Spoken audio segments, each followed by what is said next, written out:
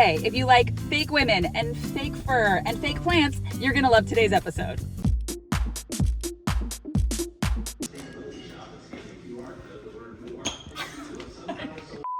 Ooh baby, we are back with another episode of Laugh Cry DIY, but today we are not DIYing anything. We are on the hunt for decor for an upcoming makeover. And for this very special top secret project, we need something controversial. Fake plants. So I'm here at Ikea to meet the homeowner and to shop for fake plants and to give you guys tips to make fake plants feel like real jewels in your own home. Today is a very special episode because you get to see Los Angeles in the rain, which never ever happens. All right, you guys, today's very special guest has officially arrived. It is John from Super Simple Real Estate on YouTube. And Edward. John and I are here to do some shopping for the very special project we've been working on, which is actually a Airbnb. We're gonna go shopping. Let's see what we can find. Do it. R.I.P. Edward. Okay, so personally, I love Ikea for fake plants because they're affordable. They have so many different options, so many different sizes, and a lot of them tend to look really good.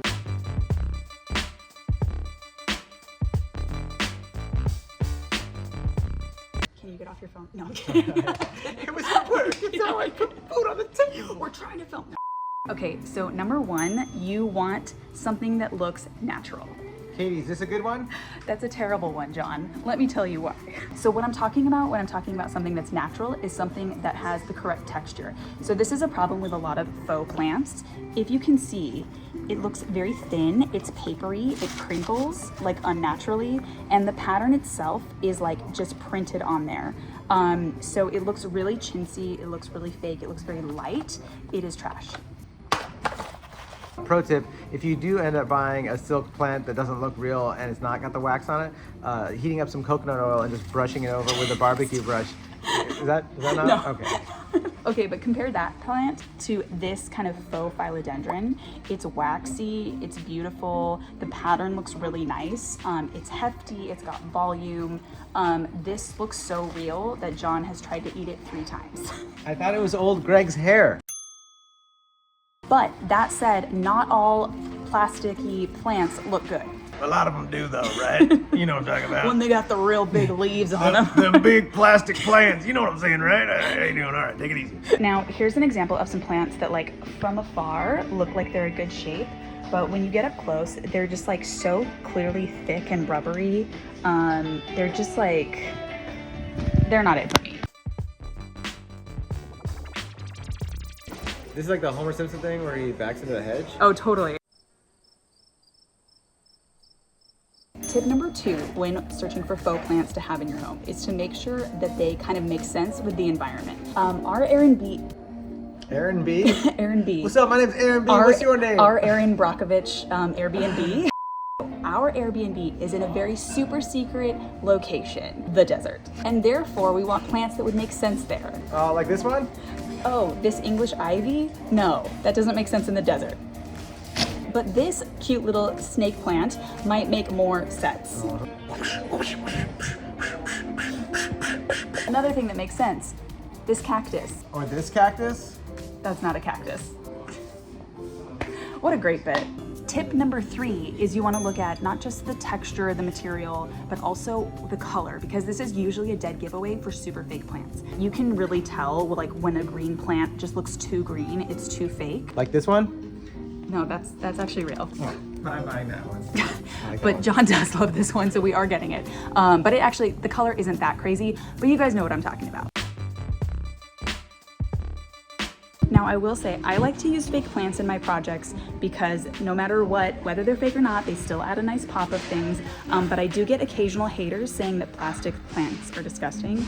And I say, no, they're not. But plastic flowers, they pretty much are. And the 4th thing I want to talk about is articulation.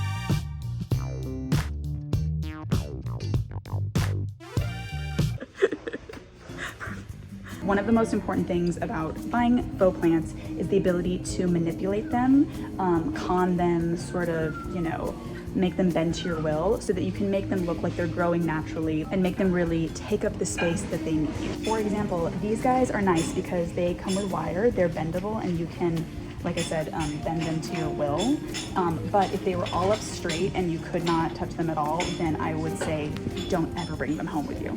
Now lastly, let's talk about camouflage. The biggest telltale sign when you're buying faux plants is obviously the base, and specifically what is in there. This is always just like plastic from Ikea. If you guys want faux plants in your life, you have to make this look more real. But how? Thanks for asking, John. One of the best ways, you guys have seen me do this on my channel, is to actually put in dirt. You can also put in real rocks or moss. Those are the only 3 acceptable things, but no matter what, you have to cover them up because if you don't, it's freaking disgusting.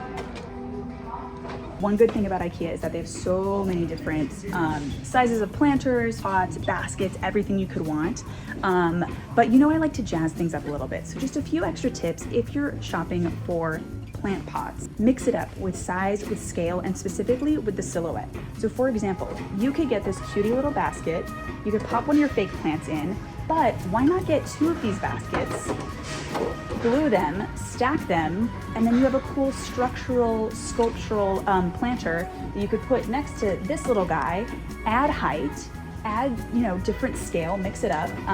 It's one of my favorite things to do. I also love, like, if you want to create some kind of symmetry or balance, this is like a very Destiny's Child thing to do, is like same plant pot and then different plants, you know, that way they're like individual but also together.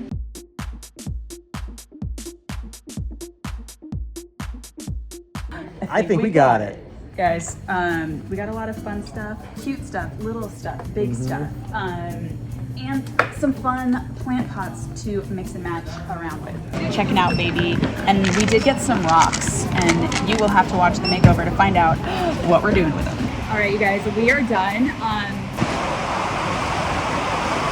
That is how much it's raining in Los Angeles.